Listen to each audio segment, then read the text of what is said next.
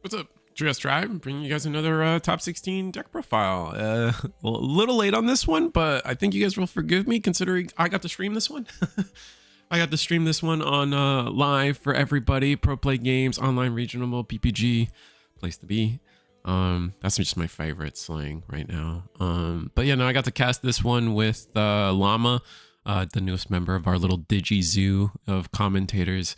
It's always a blast. It was one of those people I got to meet for the first time at Dallas Card Fest, and he's a great guy, great competitive player, friends with Hong, just been in the community for a while. He's a cool guy. Hope to work with him again. Definitely, if it was up to me, I could work with him again. There's just a lot of people that I like working with. It's kind of a problem of success, I guess. It's just the Digimon community is just great. So it's hard to find someone not worth working with again.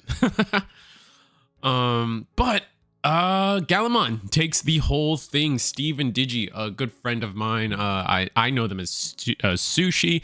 Gallantmon making his scene. We got our top 16 for our first EX10. EX10 was legal, and some showstoppers, right? Gankoomon X, Genku Turtle deck, definitely for like the front runner in terms of what topped in the top 16. I think Digipenda actually is probably on the route to making or if not have already made like a full like pie chart breakdown situation. So definitely, if they haven't, stay tuned for Digipenda's channel. If they have, go watch Digipanda. Thank you to Ludion for head judging this event as well. On top of, all the work that there was some behind the scenes work to help Digipanda. They actually went out of their way to label every deck, and we have the judge staff today was the judge staff for this event was absolutely wonderful. 385 players. They went in and they categorized 385 decks. You know how tedious that is? You know what I mean? And purely for people like me and Digipeda, you know what I mean? It's just I guess they do it for the community, just like we all do. But you know what I mean? Praise where praise is due. It's really the TLDR of that. But you guys, I know I always babble for a little too long at the beginning, but credit where credit is due. And we get to talk about all the big names that we're able to top. We're going to start with, again, this is EX10. So I'm just going to start from the bottom. I've been liking this new strat of just starting from the bottom, working my way up. So with that said, we're gonna work in top 16 rocks. The biggest splash of EX10 coming into this tournament is gonna be rocks. We have top 16, 16th place Angel with a rocks deck, and not an Eggman events link, so it's a little, probably forgive me for the awkwardness, but let's look at the Digibubbles first. We're looking at the good old classic EX8 Tumblemon. It's just going to be the one that, because of the memory gain and being able to loop, if you guys have played rocks, you make a big rock, that rock breaks off, that rock strips its sources for some effects and then sucks them back in. And it's just like a cartwheel effect after that. You just keep doing that over and over again. And memory is good. Imagine that. So everyone's trying to max out on Tumblemons. And because everyone's trying to max out on Tumblemons, Ukomon becomes so much more powerful in this deck, because you really are just trying to, there's a part of your game plan strategy that just says, I need as many Tumblemons in rotation as possible. So Ukomon, obviously very helpful with that. We're talking about some of the side stuff before we talk about the main bread and butter. Kokuamon, you're a black deck and you're afraid of Omni X. It makes sense. We're playing one of the best black aces in the game. Cyberdramon Ace, which does let you play your black tamers. You get to even search for it. The non-conditions of this card is always going to be good. And then when attacking, Digivolve 1 ain't bad as well. Shadow Serafi Ace is always a good gotcha, especially when this deck really wants to be you can just hard play those Pro Gamos Mons, right? This is the new star of the deck. Because if you guys look at the ratios of the deck, we are on a normal amount of, we're on 10 fours. We're on, was it 8 playable rookie, 8 engine rookies. No, sorry, 9 engine rookies with some floodgates plus Uko, right? And from there, Yeah, we got 8 5s, but we only have the 2 level 6s. And that is because our new boss monster, Machinedramon, is able to digivolve on Programmon as long as you have clothes on board. For 6, I know, but being able to skip a level going from, you're essentially paying 3 to go to 6 and then 3 to go to 7, which is kind of cost effective technically. Especially when your actual 6 digivolves for 4 and your 7 digivolves for 4 as well. So you actually save 2 memory over like, you know, the majority of the play. But oftentimes we're not doing that, right? We're looking at things like Black Scramble. We're looking at things like the unique emblem that reduces it by 3 instead. So definitely looking at ways to make it cheaper. We're also looking at defense training. The closes also help. Just close is honestly one of the easiest tamers to get rested and going forward, right? Like when an effect trashes a Digivolution card from any of your minerals, so you can literally go scramble into your Programmo, not this one, Programmo, probably by trashing any one of your rock tray, and then proc close, suck one in. Probably it was a Tumblemon to gain memory, and then you go unique emblem all the way into Machinedramon, and honestly probably for even cheaper, right? Because this is going to reduce it for 2 or for 3. Here you're probably going to get another Tumblemon in the loop. You're going to get Tumblemon back in rotation, and then Machinedramon also has some trashing and suction effects, which again, looping Tumblemons. Once you get like, I think the key piece is like getting to 3. If you can get to 3 Tumblemons, you're cooking with gasoline. 1 and 2 is obviously fine, and you're still going to be able to turbo your plays, but it's because of that we don't need 6s in the deck anymore. It's kind of funny. Unfortunately, we didn't get to see too many rocks on the stream. I would have loved to catch more rocks. I think some of them just kind of took an L early, and when we do live streams, we kind of focus on the undefeated. I think that's normal. I think that's understandable. But obviously with 2 of them in the top 16, it was very present. And even when we were doing some of the side feature matches, not the main feature match, right? We saw a lot of rocks. So I know we talked a lot about the rocks deck. And I think these 2 players, Angel and the other player, when we get to them, they're going to be the inspiration for everyone going forward. I know there's a lot of people that are excited that Rocks, and it's looking like Rocks is the best thing to come out of EX10. I know there's a couple other decks out there from EX10. They probably need a little bit more time in the kitchen. We're talking Myotis might see some play. Leviamon, if you guys watch our weekly webcam tournaments for Eagle's Nest, there was Savior Kupo had an amazing showing in one of our rounds with a really interesting Leviamon deck. So it's just like, I think some of these other EX10 decks just need a little bit more time to cook. Beelzemon as well. But no, congrats, Angel, top 16, getting your invite for season 2.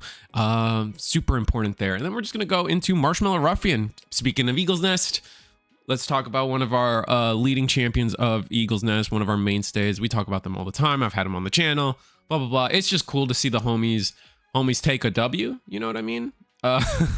That's about it, right? Unfortunately, probably on the villain deck of the format right now. Not a lot of, like, if you said, like, and when I say villain, I don't mean like Marshmallow's a villain for playing this deck. I just kind of mean like, you sit down with a new person to play Digimon, you probably don't want to sit them in front of this game, this deck, right? Like, this deck is just one of those decks that just really just don't let you play for, like, it's going to be a gatekeeper. It's going to be one of those decks that every deck needs its answer to play into this deck, whether that be, you know, attacking Crimson Blazes or mass removal options or just unblockable raid, things like that. Like, not like just ways to side skirt the way that this deck wants to play.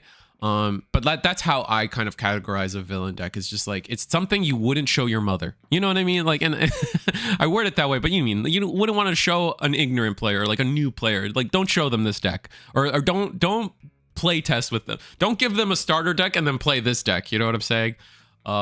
It's just one of those decks that doesn't let Digimon as a card game shine to a new person. But I think the Gankoomon X deck has been, I remember when I first covered it, my mind was blown on these ratios, and I didn't fully understand it at the time. And, you know, we miss things. If I could go back, I kind of cringe at myself for not really seeing the true vision of the success of this deck. However, I get it now, right? It is, you just sit on floodgates. You're able to sit behind like you're able to sit behind unaffected floodgates, rush with Ukamons, just build this really wide board. And constantly digivolve, getting these boss monsters out over and over again. And eventually you just have a wide enough board and your opponent just ran out of things to do that you go for game, especially when you're talking about things like GX. And even or you can as well, right? Because you can take a Gallantmon and then a Gankoomon DNA into Oryukin, which is kind of game ending for the most part. So congrats, Marshmallow, with some interesting techs, obviously adding the Lu. I don't think Lu is too common. Digimon Emperor is definitely a tech choice. Cool Boy as well. I think all three of these are interesting tech choices. But it makes sense. Makes your Gankoomon into Gankoomon X line cheaper, as well as trying to find it. But I'm kind of concerned maybe you might, with the Cool Boy, might end up bottom decking these Genkus. So I don't know. I see some conflict there, but that being said, everything else really just does make sense to me. So congrats on your invite to season 2. Marshmallow doesn't need to go through the LCQs this time. He doesn't need to just be a champion of the LCQ. He just has his invite. So I'm sure he's super stoked for that. Then we get to talk about 14th place Huang Zero, Mr. Mans himself, and it's not Huang Zero. Hong. I know I butcher this one, and it makes me upset every time. It's Huang. I don't know, man. I hate sounds, vowels. It's a difficult time. But anyway, you guys know the channel Huang Zero. This is the Huang half of Huang Zero. Also got to meet them at Digifest.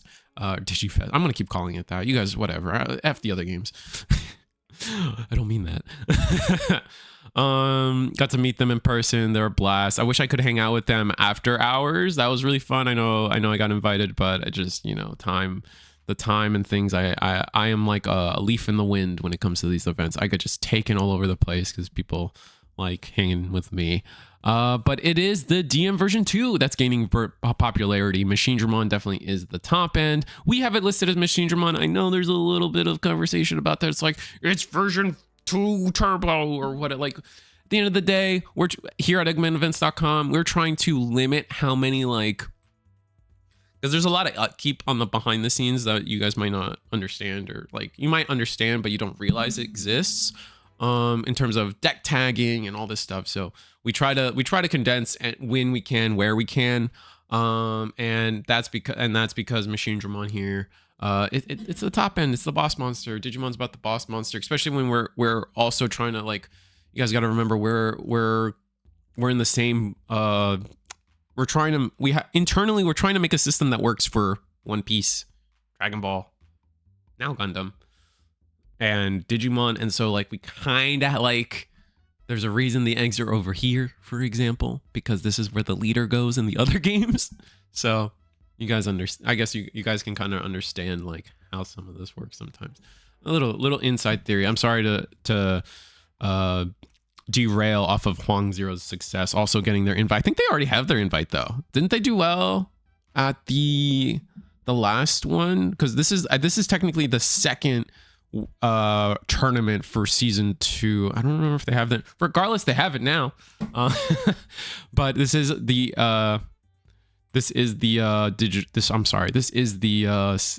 version 2 that we saw gain a lot of popularity after Cardfest. Basically the whole idea, the whole linchpin are these 2 cards. At least for me, maybe the Hong probably has a video out already about this, but the linchpin to me seems to be the Vegemon into Vademon does a lot for you. There's a lot that gets done just between these 2 cards. Analog Youth, Keep Turn, things like go like into Machinedramon, File Island. It's just like a good mix of stuff, and then you have good ace targets.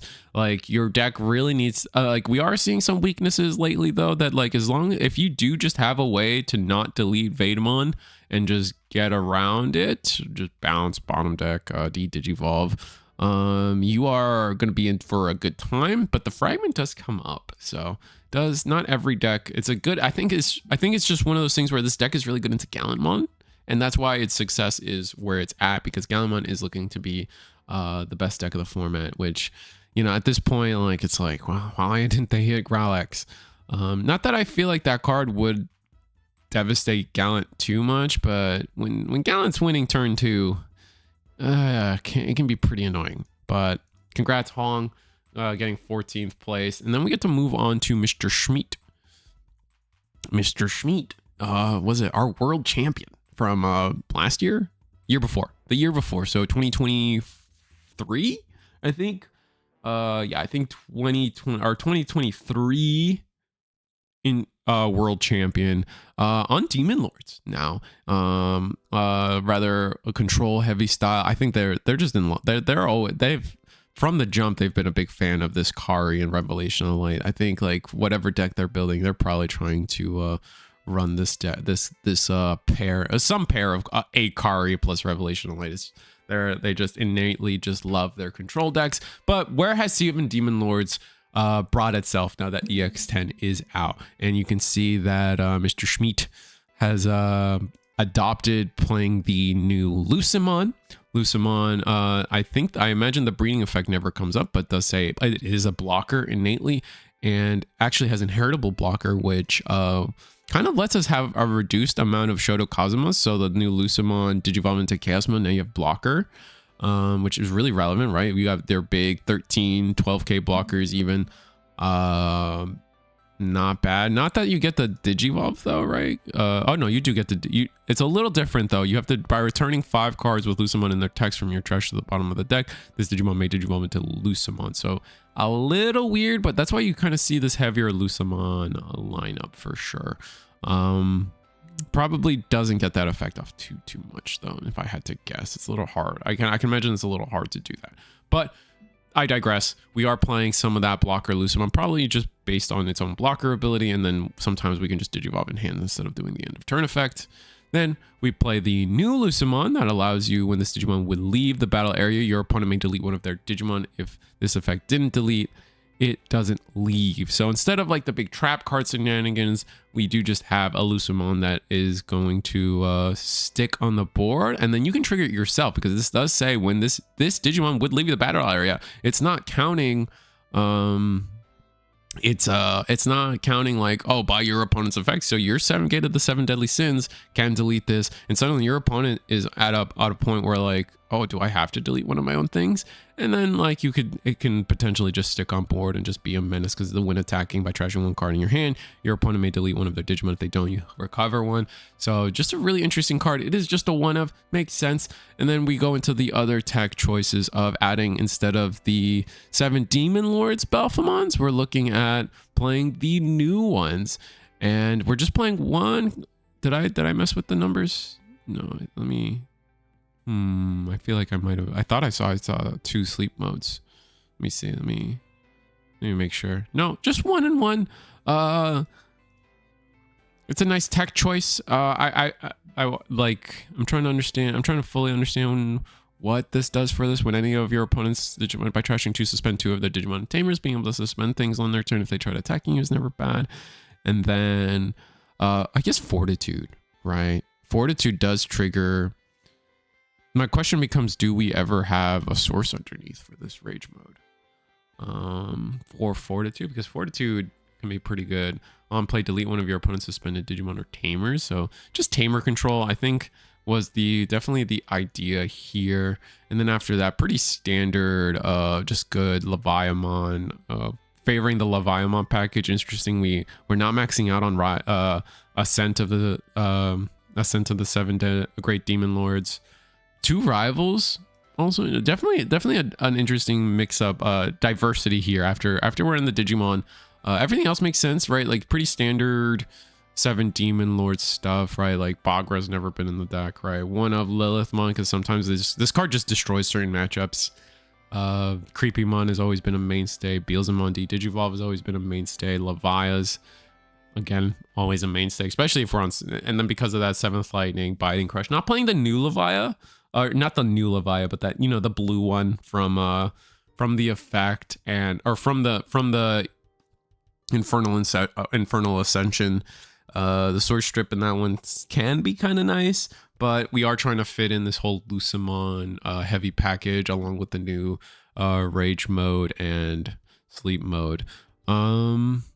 But that being said, I think, congratulations. Ruin mode. Actually, only one ruin mode and 2 Agudo is interesting. I think the 2 Agudo kind of lends me to believe that we're probably leveraging this guy more than I think we are. Is that possible?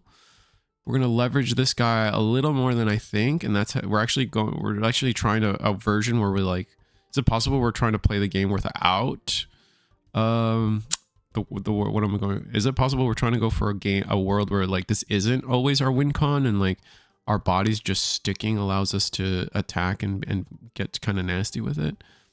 That's possible, especially since we were on 4 rush Beelzebubs. So I think we might be on a more aggressive variant. We didn't get to cover this player too much, so we didn't really see their game plan fully. But I'm sure something about that, like the 2 Agudo Montel just like speaks to like what the direction is, right? At least for me. But that being said, congrats, Mr. World Champion, on your 13th place, getting your invite for season 2 here in February. Now we get to move on into Shark Flynn's 12th place, Machinedramon. It's classic at this point. We got our we got maxing out on all of the BT21 stuff. Gankoomon X. This Guillemon is making its entrance. Is always interesting. I guess a good delete target for some mill effect, and delete one of your opponent's floodgates potentially. Then we have this War Growlmon. We're maxing out on the War Growlmon because we have to 1-of X antibody just in case we're up against any of those aces. That could potentially bottom deck us. 1 Medieval Gallant, 2 promo, 2 secret, mainstays of the deck. Along with 3 Machinedramon itself, 2 Analog Youth, and then 1 fantastic 1-of package. Playing red scramble over purple because all our 6s are red, but not all of them are purple. Digimon I designed at 4 because it is still kind of a really good card. But I can see why people don't play it sometimes because it's kind of bad. When it's bad, it's pretty bad, right? So I get it. But I would, if I was building the deck, I would probably 4 seems high, but obviously it worked. And then what do I know? No, so congrats to Shark Flynn. There's not a lot to say. We've seen Growlmon. There's nothing that super stands out to me as making a landmark play. I guess like there's this Shark Flynn decided like this might be for Megidra itself. The promo and secret rare gallants are kind of at a higher count than you would traditionally see, but outside of that, nothing too fantastical crazy for sure. Just good old basics. I don't want to say basics, but good old fundamentals. There we go. Then we get to talk about another Gankoomon X Genku Turtle 11th place Wes. You can see differences from Marshmallow's list that we talked about earlier. Genai's house to buff up a lot of our Digimon DP wise, so they can't get Crimson Blaze. I think oh wait, this is your turn, so still probably true on some from some extent, but also yeah, it's the fact that it's your turn only. I wonder what. I mean, play 1 level. Oh, you get to play 1 level 3. Oh, but we don't have. I guess playing the floodgates are fun, and why again? I guess because it's not the first. This is. I guess the fundamentals is this guy's going to the bottom, which is chill. Then 1 Lou Matashita for discard because there are some discards. Sister Mom Blanc is the main discard there. Just guaranteeing your 4 memory for some of your most main of plays, and then again GX Ace, GX Normal, and then Oryukin. Only 1 from Disciple Master. Koramon's still the best Digi-Egg in the game, but other than that, congrats Wes on your success with Genku Turtle. And then Momencon, Donkey Nog, back at it again, getting. After their success at DigiFest wasn't enough, they're going for season 2, getting their invite, lickety split. I think maybe they already have their invite too. Jesus Christ, you people. But just back at it again. I'm sure they have another video out. They did have a video about their Worlds experience, so go check them out. Donkey Nog is the YouTube channel.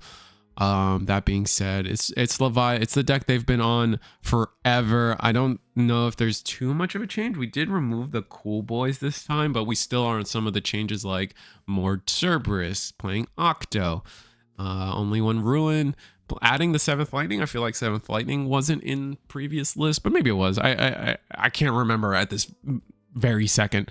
The rookie lineup has been the same since probably much the dawn of time for this deck. 2/2 on the Floodgate. And then it's very standard after that. Like nothing really surprises me other than when I see like the most interesting things are like, are we on Biting Crush? What's our Levia ratio? Are we adding the Lord Knight engine? And we're not doing most of those things. So we're on 3 purple memory boosts, 4 trainings, 4 protoforms, and then 2 scrambles is our option lineup here. 7th Lightning, obviously. No, congrats. I got not a lot to say. We've talked about MomentCon and their success with this deck multiple times. So honestly, it's just like nothing new, right? And nothing new here in terms of something crazy to talk about, I guess. And I think that's I think that is fair. Now we get to breach into the 9th place. We got Red Purple Imperial by Lily Lyko. Red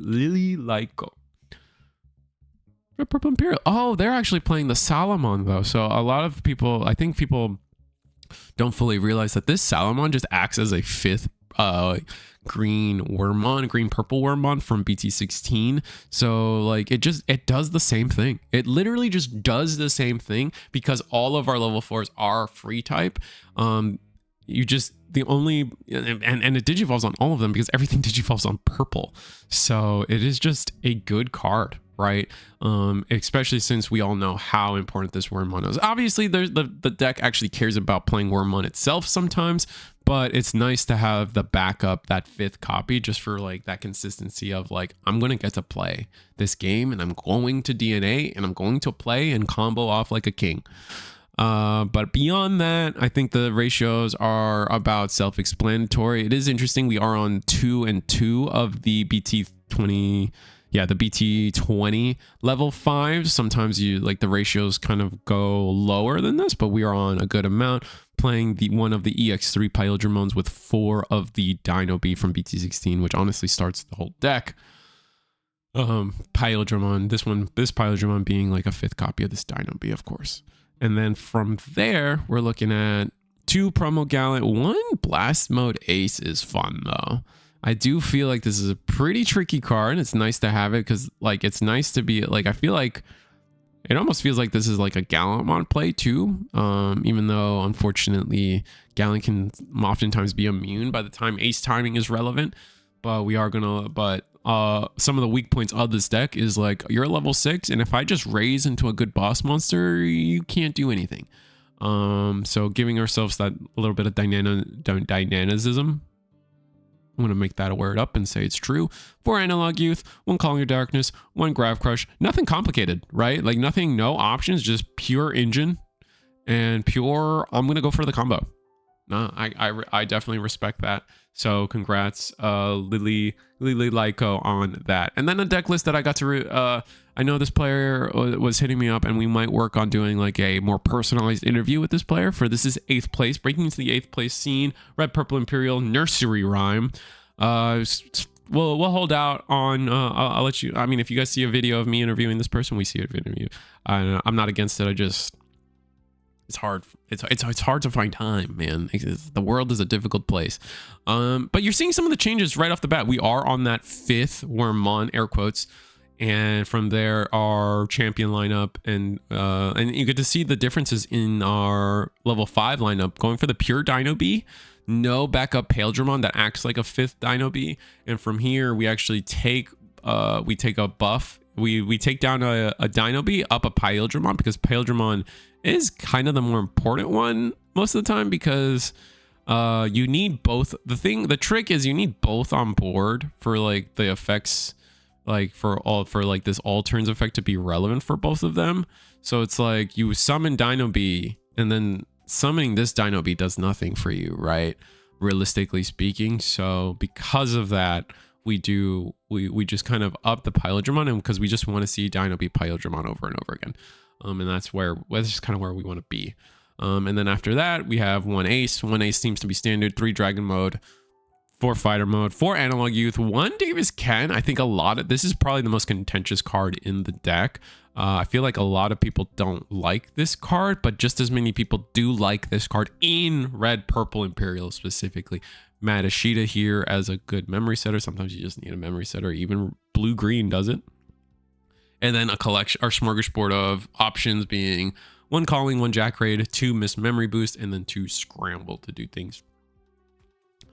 Just recycle pieces, right? I mean, like just putting back a Dragonmon to the top of the deck and then going in on the clapback is never wrong, right?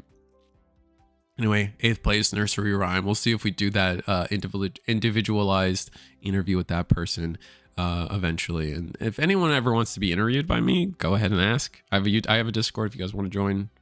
I just don't like bugging people, you know? You guys choose to watch my videos. Anyway, sorry about that. Now we get to go into 7th place, talking about more YouTubers who have had their success here at this event. DGU Dan, Digital Guard United, sorry, Varney's team, part of Varney's team. I've had them on the show too. They're a great guy. A guy that just purely loves Digimon and all things Digimon. It's a blessing to get to talk to that guy about Digimon. It's cool. It's a cool experience, right?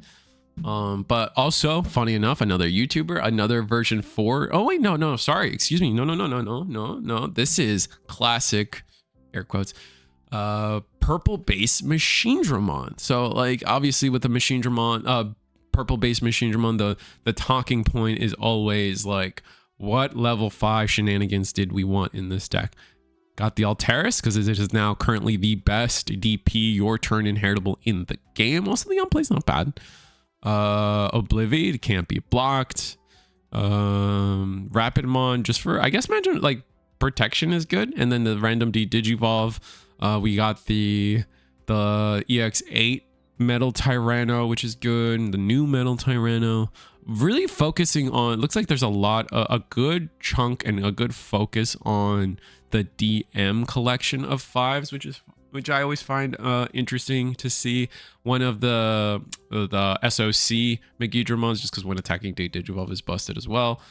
A good oldie but a goodie. Delete up to 2 of on play. Delete up to 2 of your opponent's 3k or less, and also gives sack +1. I think that's also another thing to talk about, is this deck really does care about its sack +1s. Like if you can just get both of these unders and just have at it, you're doing some nasty things to some boards, right? So that being said, we got Diepinmon, we got Jet Stealth, because these are the best cyborgs for all turns DP, especially when you want to be a blocker. All turns 2k isn't bad.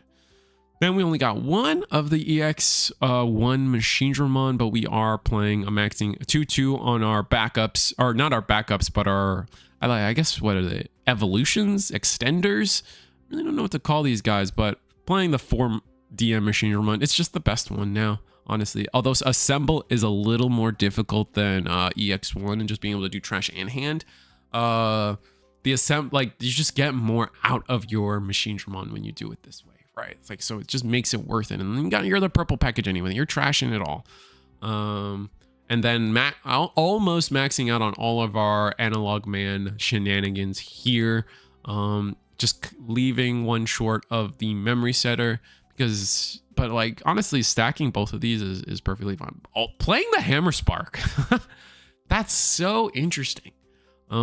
Well, I mean, it's a draw 1 and it gets another level 5 in trash. And the difficulty, obviously, is always going to be like, where are you getting your black source from? I think the deck is always going to struggle with that early on.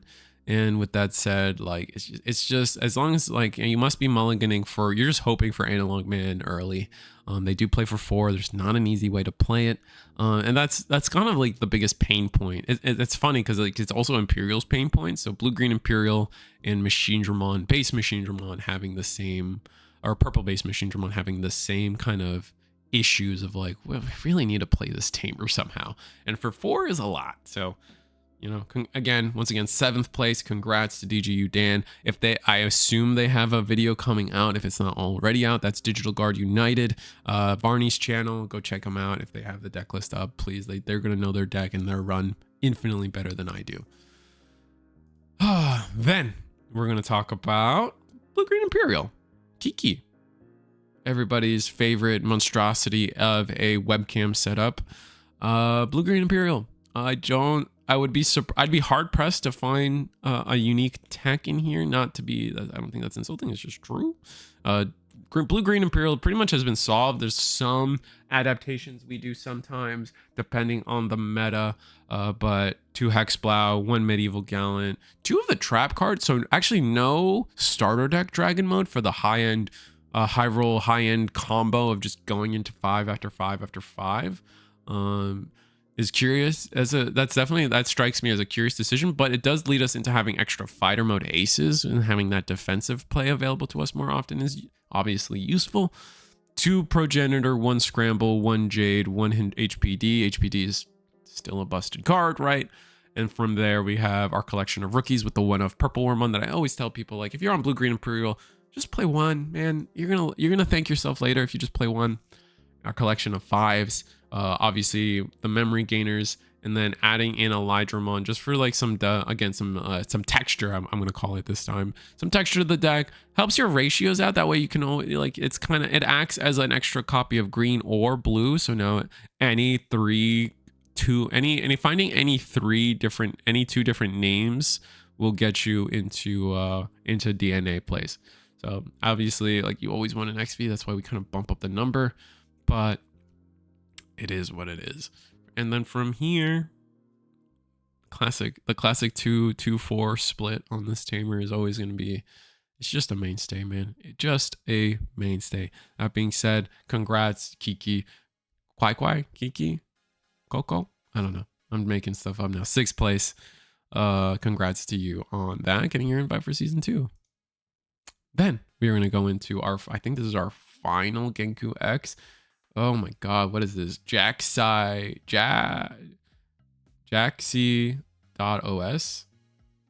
That's difficult.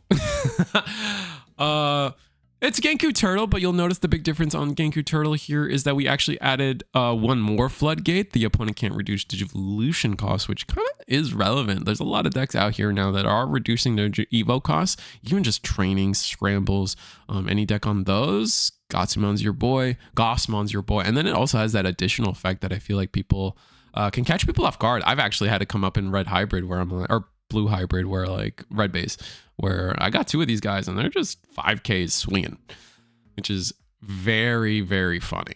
But that being said, nothing standing out. Digimon Emperor, Madashita, no Lu, but then Crimson Blaze, Garnet Memory Boost, and then no Oryukin as well. So going pure Royal Knights or pure Jesmon status with our top, and I guess we have the extra medieval comparative. Oh, we're actually just straight. We just have straight Jesmon. So we actually have our plan.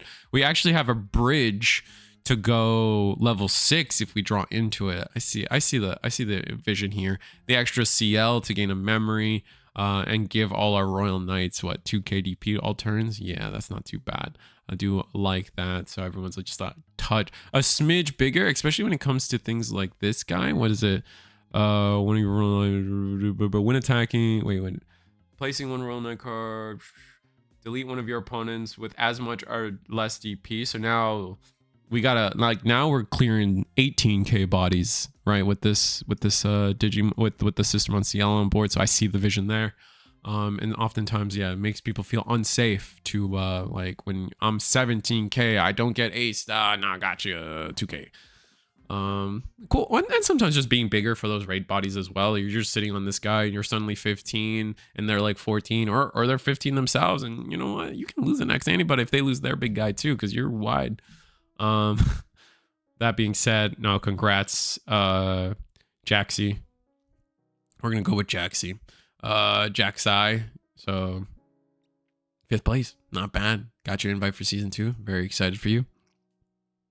Moving on to 4th place, we got Nick Hutchins on a Gallantmon variant. This is actually pure Gallantmon. Just playing the 1 Rush Guilmon just in case. Playing the 4 of the Warp Guilmon is probably the biggest, like, oh wow moments of this deck list right now. Playing 1 of the Ace, 3 of the X Antibody, which is actually, I think, the best card in the deck.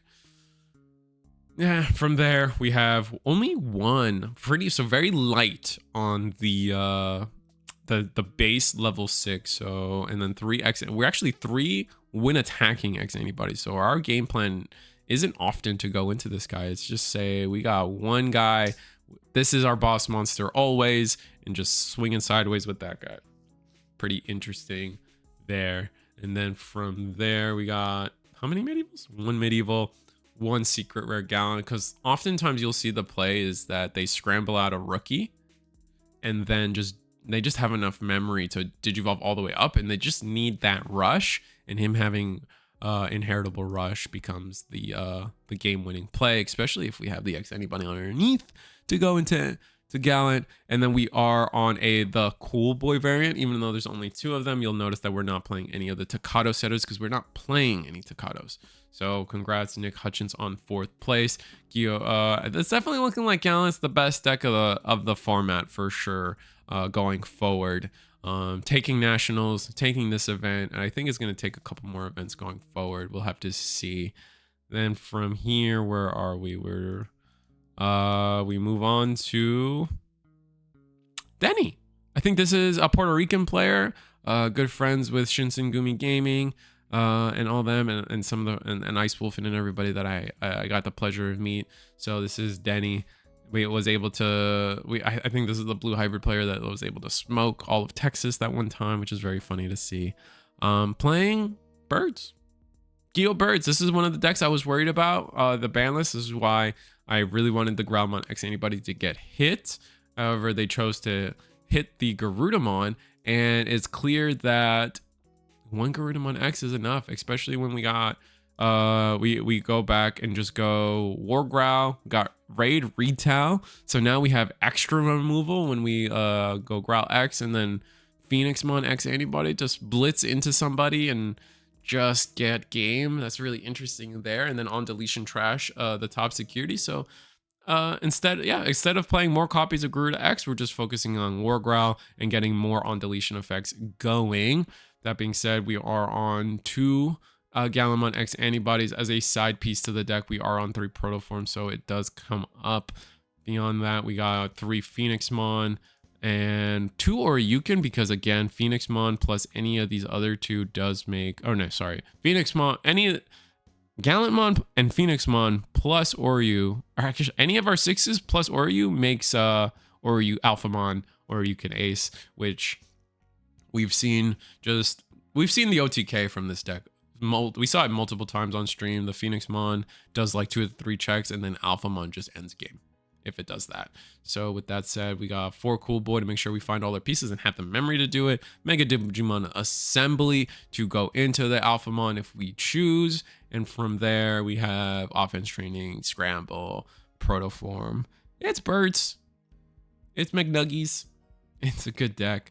But then I think the number 1 deck that everyone's excited to see is success. Again, we started it with it and we're almost ending with it. We have rocks. We got rocks. Who doesn't love rocks? 2nd place, Anthony. I'm losing my breath at this point, but you can see some of the changes they did over our 16th place player.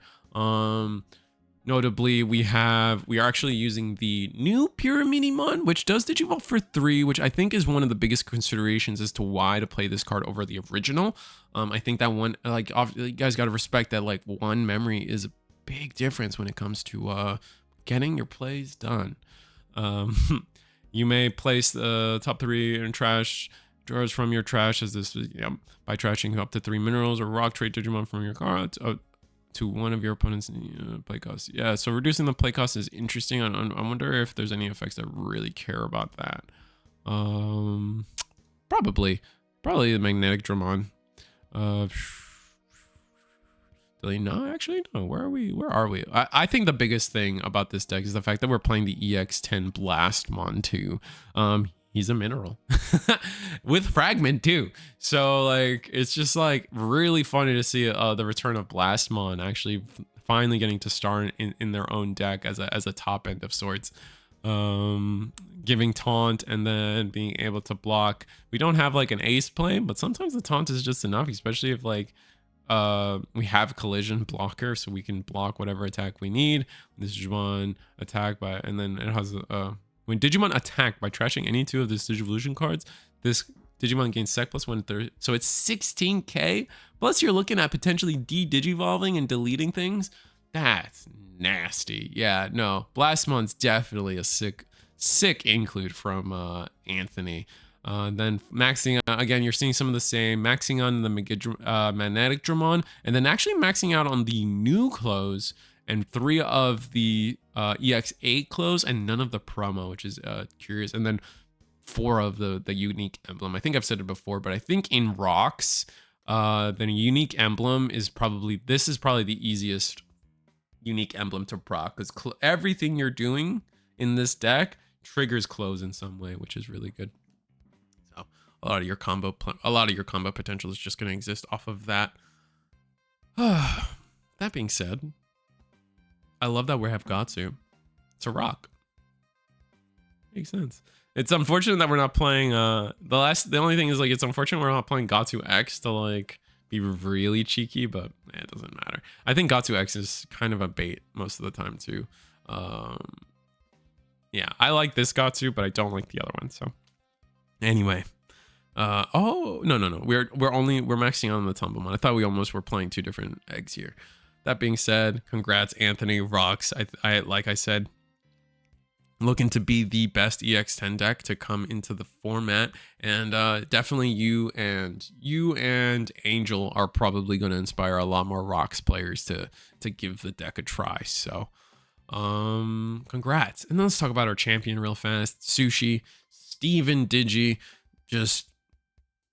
This man's at every national, man. This is just a classically good player, has always been good at the game. He's taking breaks here and there, but they're just a cool guy, and they've always been able to top at this game. They know how to play this game, and they know how to make a good meta call. This time the good meta call was playing Gallantmon. So let's see if we can find any unique techs in this deck. Notably, first thing off rip, you're noticing that there's no Warp Geo, but then beyond that, I'm sorry, Steven. It's looking pretty standard after that. Looks like it is becoming standard to only play 1 of the base Gallantmon and just saying F it, swing with Wargrowl X antibody. We have the BT9 going to Gallantmon X, or had Proto Farm earlier, then going to this guy. Playing 1 Gravity Crush, 4 trainings, 2 boosts, 2 scrambles, 3 Cool Boys, and then 2 Omnimon X. Your game plan is just get into this guy. Sorry, ooh, that's that's weird stuff.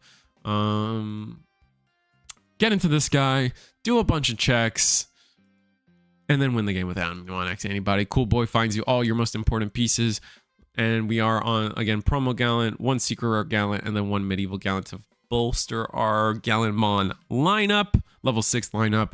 And yeah, no, Gallantmon's just a good, consistent deck. It's gonna OTK you, and it's gonna OTK you fast with immunity. I definitely see a world where this becomes the villain of the format, where I know there's a lot of hype for people that are like, oh, Guillaumon's finally good. But realistically speaking, like, no deck should be winning as fast as this deck sometimes. So maybe we'll see something done, but it depends on how I do think there's still room in the format for people to react and really answer what Gallantmon's doing. And I think part of that is why Genku Turtle's doing well. I think that's why the version 2 Machinedramon is doing well, and as well as Gallant. So, or as well as Genku Turtle. So that being said, guys, you guys know how it is. EggmanEvents.com. We try to cover as much as possible. If you guys have the results from the most recent European tournament, I would love to have them, but I don't have them right now. So like, share, subscribe. See you guys next time. If you love what I do, again, like, share, subscribe. Oh, we got it. We got it done. We got it done. Almost 50 minutes, but you guys are worth it. You guys are worth it. So, gotcha.